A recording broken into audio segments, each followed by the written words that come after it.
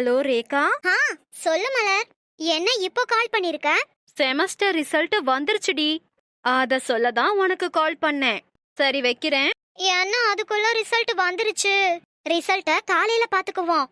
இப்ப பார்த்து ஃபெயில்னு தெரிஞ்சா ராத்திரி தூக்கமே வராது. ஒருவேளை இப்ப பார்த்து நான் ஆல் கிளியர் ஆயிருந்தா ராத்திரி முழுசும் நிம்மதியா தூங்கலாம். இப்ப பார்க்கலாமா இல்ல காலையில பார்க்கலாமா? என்ன பண்றதுனே தெரியல. ரேகா, ரிசல்ட் பாத்துட்டேன்டி. அப்படியா? என்னாச்சு? பாஸா? அதான் இல்ல. அரியர் எக்ஸாம் எழுதுனதுல ஒண்ணுல கூட கிளியர் ஆகல. புதுசா இப்ப 3 அரியர் வேற. மொத்தம் 9 அரியர் இருக்கு. சரி, நான் தூங்க போறேன். என்னடி 9 அரியரை வச்சுட்டு ஜாலியா தூங்க போறேங்கற? கவலை இல்லையா உனக்கு? நான் ஏன் கவலைப்படணும்?